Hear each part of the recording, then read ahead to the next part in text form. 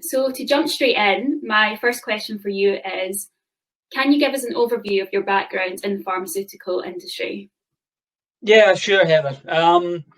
I started in 1982, so I've been associated with the industry now for, crikey, over 38 years.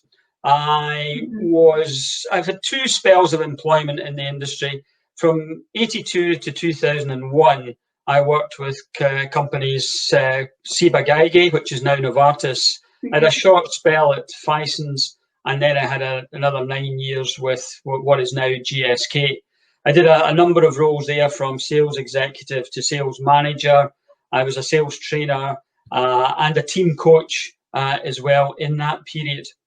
I then, from 2001 to 2009, had 8 years running my own management and team development business, where I got great experience in other pharma companies, but also in other industries as well. And it was within that period I get a real appreciation of how key account management works in other industries, particularly around the likes of engineering, the drinks industry, financial services, aviation.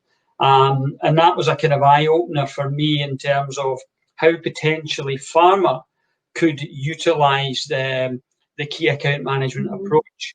And that led me to being attracted back into the industry in 2009, where in the last 11 to 12 years, I've worked over two companies at Grunenthal and latterly at V4. But I came out of V4 just a couple of months ago to restart and rebrand my team development consultancy, as you said, Partners Team Development. So within the last 12 years, I've been the key account management coach, as well as a sales trainer and also a regional sales manager as well. Exciting times, isn't it? How's lockdown been for you starting, restarting your team development company? Quiet. Obviously, a lot of the industries that I hope to be working with and in are just getting to grips with how COVID-19 is affecting them. Personally, it's given me a great opportunity to reflect back and to get back to my writing and to catch up with a lot of old networks that I was a member of as well. So for me personally, it's been good to sort of refresh, restart the old business, rebrand it, and look at specifically what my passions are, and look to then sort of start out and provide support services for the various industries, particularly around team development and key account management as well. So next, as we mentioned, key account management has been a buzzword in UK Pharma for some years now. How did this come about? I think, well, I know around about 15 years ago, the industry had to change because the NHS was changing quite markedly. It used to be that when you got market authorization for a medicine, that it was a bit of a free-for-all, that basically anybody could prescribe it. But obviously, as the NHS get more complex and there was more decision makers, that created more pathways, more hurdles for medicines to be appraised, which meant that you were dealing with more stakeholders who had a decision in whether a medicine was available for prescription or not. So rather than floods of sales representatives out delivering key marketing messages and doing a lot of noise, then there was a lot of hurdles to come over or to jump over in relation to getting that medicine prescribed. So that meant a far more specialist approach and a far more complex approach, meaning more complex plans and more people to engage with and more people to convince as well, not just the prescribers, there's the payers. Pharmacists became and are quite rightly a lot more influential as well. So a lot more people to deal with, a lot more complex pathways to engage with as well, which meant that the old model of noise, coverage and frequency for the majority of new medicines had to change. So the key account management approach was something which pharma started to look at around about 15 years ago. Interesting. So in your opinion, how effective do you think UK Pharma has been in implementing key account management? The answer to that is a difficult one. I think it's been very mixed. Yeah. I think there are examples out there of where they're definitely taking a more focused key account management approach, an approach that's far more focused on the customer. I think that a number of companies have struggled with it because it's not what they're used to. And I think I know the desire is there to get this right, because the industry in general has recognised that they have to be far more customer focused, and that they have to take a much more collaborative and a much more consultative approach in order to create true partnerships with the NHS. So it is mixed. There are a number of reasons as to why I believe it's struggling in certain areas, but all these are struggles that can be overcome. Yeah, exactly. So following on quite nicely from that, what I would like to know is what you think needs to happen for UK Pharma to be successful in implementing key account management.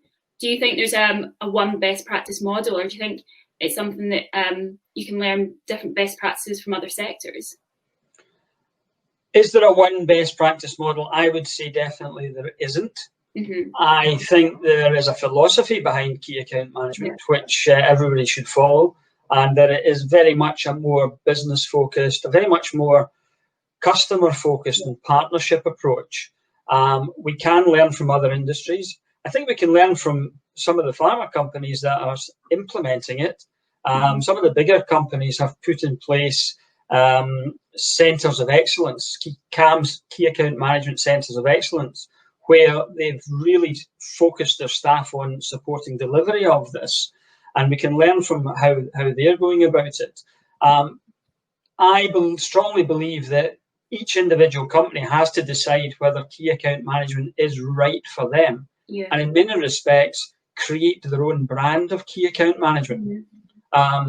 It has to fit with the medicines that they're trying to sell, and some medicines won't need a key account management approach because they've got a free-for-all prescribing marketplace, but a lot of others will need that more complex approach. So firstly for me is understand exactly what key account management means for the company and for your customers. Look at best practice in other industries, see what you can take from that. Make sure that the senior leadership are all behind this approach. They have to be all behind it. If it's one person, the general manager, leading it, and the others are nodding in agreement but not really believing in it, it isn't going to work. So the senior leadership team have to shout from the rooftops. They have to be united. They have to have a strong belief. Otherwise, it filters out. And what I've seen and what I've heard from other people is that when a senior leadership team who is not fully behind this approach, and there are cracks, and some people believe in it and some people don't, it falls to bits. So look at best practice models, but decide which one is best for you. Create your own model based on the principles of key account management, and make sure that your leadership team are fully behind it, and that everyone else in the organisation knows what it is, understands how it works, and understands the benefit of key account management to each and every individual role right across the functions. This is not just a sales approach. This is a cross-functional approach that marketing and medical and market access need to buy into as well. So it really is a company-wide approach, not just something for the sales function. Yeah, some good advice there. So what skills do you think a successful key account manager of the future needs to have or to develop? The skills are very varied now. What some companies have done in the past, and it's come back to bite them, is to simply rebadge their sales executives, their hospital specialists, as key account managers. Now, you can take the core skills of a sales representative, which is obviously around about, a degree of planning, obviously the right attitudes around activity, and the customer engagement skills, obviously selling the core clinical sell being absolutely crucial. But you've got to take that a stage further. And the good key account manager of the future is somebody who has all these skills, but has very, very good levels of account planning. Yeah, is someone who understands their environment and their customer needs, probably even more than the customer does. They've got to be experts in customer insight and environment insight as well. And I call it the 3 C's. They've got to be cooperative, they've got to be collaborative, but they've also got to be challenging as well. Yeah. The key account manager is someone who fully understands his customer or her customer, and they work in a collaborative and a cooperative fashion. But they also challenge their customers as well. And it's not just external customers the key account manager has to challenge, it's also internal as well. Because you're going to have a situation where the key account manager out in the field is potentially leading that key account team, where he or she is pulling in marketing, pulling in medical, pulling in maybe the general manager to support the account plan. And that means making sure that everyone is accountable and responsible. So the key account manager has to drive that as well. And that can be challenging where, they're a lower grade to the general manager, and actually potentially pulling up the general manager for not fulfilling their actions can be a bit daunting. Yeah, of course. So there is a much bigger skill set needed for key account managers, a much stronger collaborative, cooperative, but challenging skill set as well. But planning, the account plan is absolutely key in all this as well. Yeah, I like that 3 C's. It's one to remember, everyone that's watching. And finally, just want some advice from yourself. I know obviously you've had some experience as a hiring manager. What piece of advice would you give to, firstly, a new graduate that's looking to start a career in the pharmaceutical industry? Advice, one piece. Can I give 3 or 4? Yes, if you have to. Yeah. The pharmaceutical industry is an exciting place to be. It always has been. I think it always will be. It provides a great service. I think people who want to come into the industry, do your research before you come in. Yeah. Not just with people who are already in the industry. Obviously, if you wanted to be a sales executive or a key account manager, speak to people that get introductions, find out as much as you can about the industry, about the company you're joining, about the environment that they're working in as well. Go also and go and speak to some people in the NHS. Speak to the pharmacist, speak to the consultant in the area that you're potentially looking at, speak to nurses. Yeah. Get as much information as you can. When I was interviewing those people that came to the interview with all that information at their fingertips, that's a very good sign that they will do that sort of, get that sort of insight when they're in the job as well. So I suppose the main piece of advice is do your research. Make sure the industry is actually for you. And make sure that the role that you want to do, whether it's a sales role or a medical role or whatever, that's the role for you. And you'll only find that out by speaking to lots of people before you come in. Great advice there. And I guess the same question then, for if you're an existing salesperson that's looking to advance into a key account management role or into sales management. Yeah, as I mentioned earlier, Heather, the key account manager role is more complex. There are more competencies and greater levels of degrees of competencies as well to the role. Yeah. So I would advise all those people who are in a kind of sales executive role at the moment, you will probably find that you're actually working to a degree as a key account manager, particularly the more entrepreneurial sales reps as well. So look at the competencies of a key account manager. Yeah. If there are areas there that you need to develop in your present role. You know, push your own development. If you need expert advice on planning, speak to the best planners. Yeah. If you're looking potentially to do things around service redesign, market access, for example, then reach out to those people who are doing the role. So it's very similar to the new person coming in. Yeah. Speak to the folk who are doing the role. You know, push for your development plan to include areas of these. If they are applying to your business at the present time, then great. But if not, see if you can get involved in some projects as well, so that you're preparing yourself for the next step up. So what I'm saying is, go beyond your present role, because your customers may appreciate it, and you certainly will as well, because it will prepare you more fully for developing into a key account manager. But if you've got key account managers in your own company, if you know other people out with who are doing that role, speak to them, get a copy of the competency framework, start to develop yourself in the areas that you need to develop it before you go into that role as well. Yeah, and it's as easy as that, it seems. Just speak to people. You can learn so much from those around you, can't you? Yeah, and I would suggest to push your manager as well. Yeah.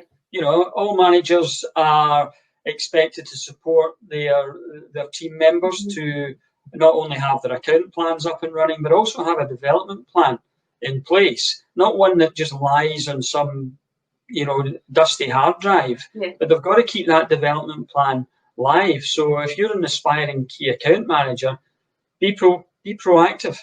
You know, make sure that development plan lives. Push your manager to support you, because they're there to coach you, they're there to help you. And you may even want to look out with your team and get a mentor to help you as well. Some companies have good mentorship schemes where they can see the aspiring key account managers and they can align a mentor to them as well. So that's another area to look at as well. Yeah, great. Well, that's the last of my questions I have for you, but is there any other areas that you'd like to look at? Anything you'd like to add before we end? No, I suppose I would say key account management works if it's right for the organisation, and it inevitably will be right for the customer. But the companies have to decide whether it's right for them, whether it's right for the medicines that they're trying to sell, whether it's right for their customers. And if they do decide it's right, then make sure they design their own key account management model. But belief is absolutely crucial. And the senior management team have to be 100% to a person behind it. And you need a good key account management implementation plan, and one that is transparent and that everybody in the organisation knows what's happening, so as they can believe in it as well. It's not just for the sales team, it's for all the functions, because it is truly a cross-functional, a cross-company approach. But it does work. Where it's right, it works. But it takes a lot of bravery, it takes a lot of guts to put it in place, because you're possibly changing role descriptions, you're possibly changing HR measurement systems, reward systems. There's a lot to it. So you really need to put your back into it. But you need to have that belief, and you need that strong leadership. Where it falls down is where leadership weakens, and where leadership changes at the top and there's not that belief. But it's well worth doing it. You'll see your people grow, you'll see your customers working closer with you, and there are industries out there where they wouldn't do anything else. Yeah. Well, great. Well, it was fantastic to chat to you again today. And yeah, always learning something new from you. So thank you very much for chatting to me and chatting to Wax today. No, thanks for the opportunity. Thanks, Heather.